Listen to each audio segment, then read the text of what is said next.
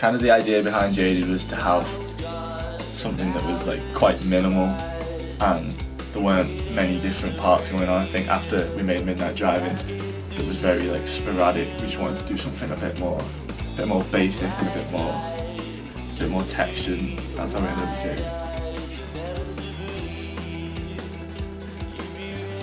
The idea initially for this song came from, we were rehearsing for Sound City Festival, and just before I left the studio to go to the rehearsal, I came up with this idea that was like kind of a slow guitar riff that was juxtaposed by these really fast drums, and instantly just sort of almost like beatboxed it into my phone really badly. And then I remember you showing up with your phone, yeah, and being like, right, hold on.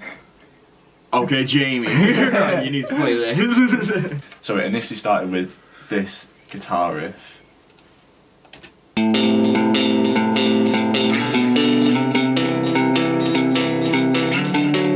Just like really straightforward, and I had the idea of doing almost like a drum and bass drums underneath that, which I think Jamie really relished the idea of. Like, he got really excited about that because he loves a bit of drum and bass. And obviously Jamie's amazing, so he sort of smashed it out of the park. So this is what Jamie came up with.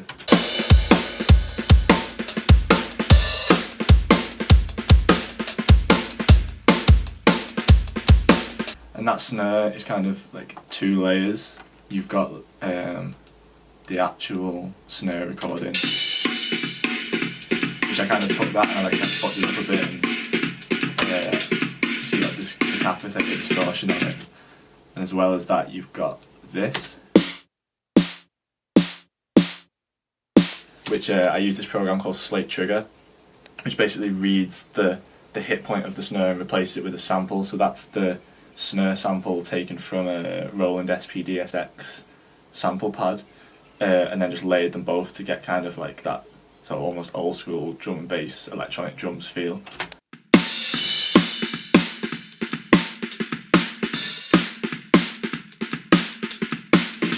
And I kind of wanted, like I said, I wanted the whole song to be quite textured, and I didn't want anything to be just like clean and straightforward. So like I added this distortion bus on the drums, which like without it, it doesn't make too much of a difference, but it just adds a bit of crunch.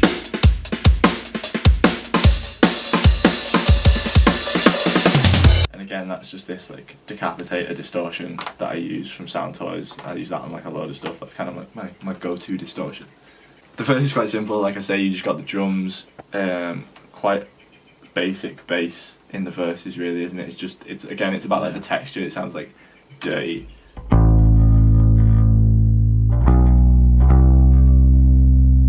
Like really straightforward, just root note stuff until it gets to the chorus.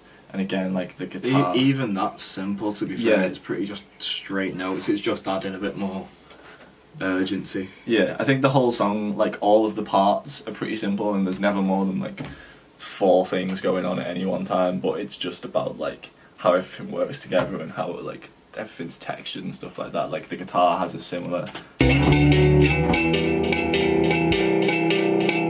that like gritty tone to it. Then halfway through this first verse, I was like, something needs to change, and we already had this sort of backing vocal melody that Jamie had come up with, which is these over here.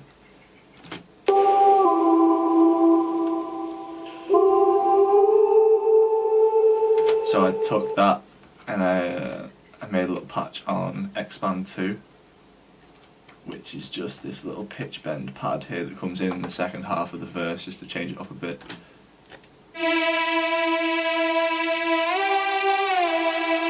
It's got a little pitch bend in because I knew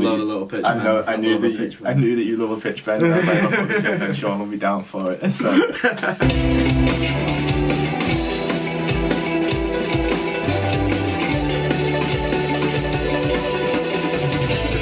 And then once you get to the chorus, again, like everything's just pretty linear, you know, like nothing too much changes. You get this new guitar line.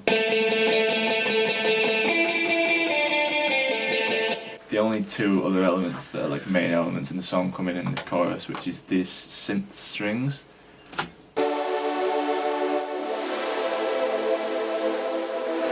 Very Ministry of Sound. Very mid sound, just basic, doing like a triad and a bass note, just following the chord progressions, and then you get this, which I think this might be like my favourite sound in the song.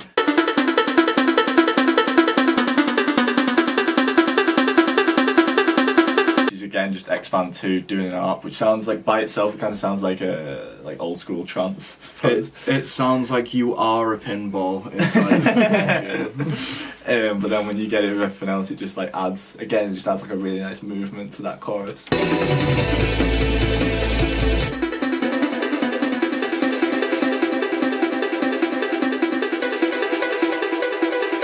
Nothing much changes in the second verse. You get these nice little stops. A cool little thing that I did there on the drums actually is just for that first stop, I automated this Abbey Road Chambers reverb and ozone imager just to like widen it so it kind of sounds like you're in the room with the drums. So I just solo that. Just sort of pulls in and pulls out. It's like a really subtle thing, but I thought it was really cool. To the middle section, which is where things start to get a bit interesting. You have, you know, the drums going like half time, almost like a hip hop groove, you know what I mean? Yeah. You get these little vocal chops, which is this.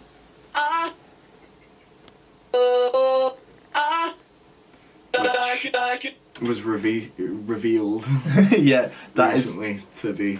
Yeah, I sampled our song Nocturnal.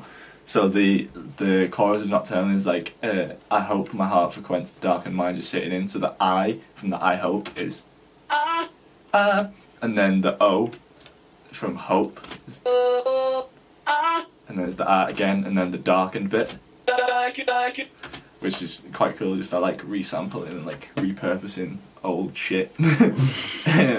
And these guys didn't even know that that's what that's from. That's quite funny to me. In the original demo, what we had going on in that middle section was this ambience.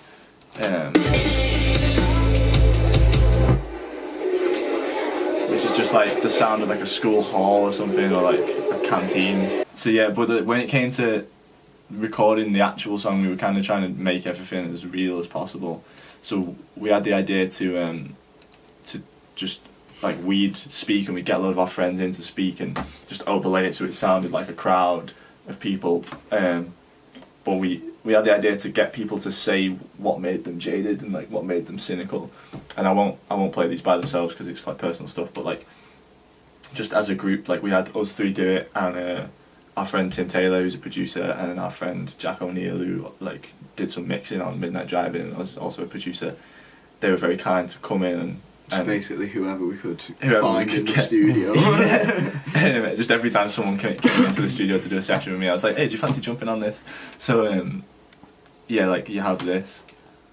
When you feel like you're stagnating, being sick and tired of your state of mind, and you're trying your best, but deep down you know you'll never be good enough. Having to learn to hate someone that you once loved. It took us fucking ages to get Jamie to do that. Like, hear how not arsed Jamie sounds in this. Having to learn to hate someone that you once loved. Ridiculous. Didn't give a shit about the entire thing. But then, like, that by itself didn't seem like quite enough. So what I did was I bounced all those out as one thing, and I elongated it a little bit, which is what you get this kind of a slowed down. You feel like you're stagnating, being sick and tired, progress in any particular. You're trying your best. So then I added this plugin called Little Altar Boy, which I automated the formant on.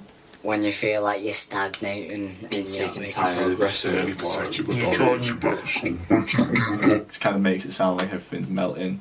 And then again, Soundtoys Crystallizer plugin with kind of like a reverse delay on. When you feel like you're stagnating being sick and tired. So it's up on the bottom end out of that. And then you get that kind of weird like psychedelic dream state, but when you play it with everything else, like with the other voiceovers, it kind of sounds like a crowd of people in a kind of weird alternate universe. When you feel like you're stagnating, being sick and tired, progress in any particular. You're trying your best, but deep down you know you'll never be good enough. Having to learn to hate someone that you once loved. Which is a nightmare.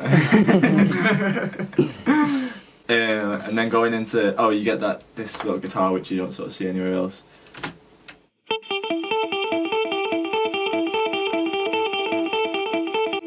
And that's actually, we were running the guitar through this like really shitty delay, like a really cheap vintage Behringer delay. And I can't remember which knob it is, but if you turn one of these knobs, it'll pitch bend the signal. So I was playing it, I got Sean to turn one of the knobs at the end just to do a little rise, which is kind of cool. And that goes along with, like going into the last chorus, you need a good riser. We love a good rise and hit. So you've got like one riser, which is this.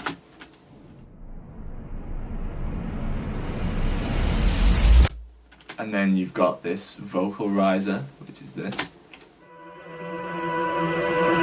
And both of those are actually sampled from a song by a very famous pop singer who I won't name because I don't want to get sued, but thank you, next. And then when you've got this, when the chorus starts, you have the impact, which is actually this splash sound that me and Sean made ages ago. Yeah, we've used this a few times. Yeah. How many times would you say? It's been at least 3 or 4 songs, which is actually the sound of someone jumping in a swimming pool that we just sampled from YouTube and put a lot of reverb and stuff on, which is this. So you've got like the whole rise and hit.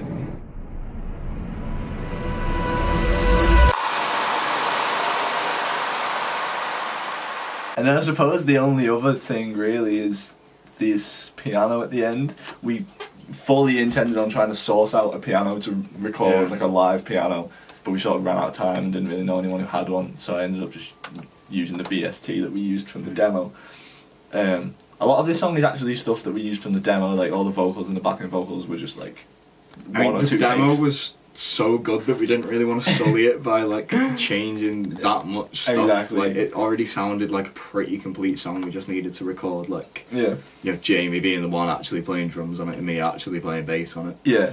So like with this piano, I think I just changed the reverb because I wanted to match sort of the that Abbey Road reverb that I was on about with the drums before. So you get this piano.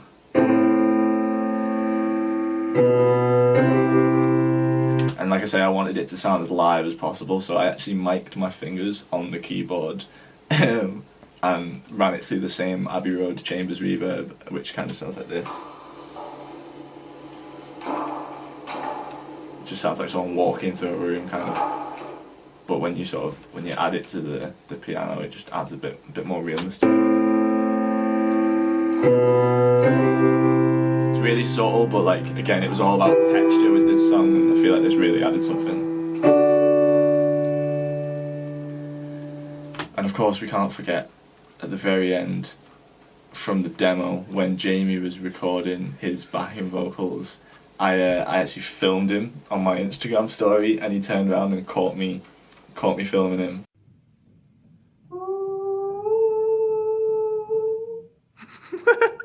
So you've got Jabsy's laugh, which is Arguably the most important bit of the song. Arguably the most important bit of the song is Jamie's laugh at the end. With it being quite a gritty sounding song as well, some of the audio quality not being like really crisp and clean and re-recorded and polished worked really well for giving it the texture that it actually kind of needed and that we were going for. And I feel like the challenge for me with mixing this song was to try and get, to try and keep those gritty elements and that sort of lo-finess without it just sounding like utter dog shit. Which was an interesting challenge actually, but I think we got there pretty well, and I'm happy with the way it turned out.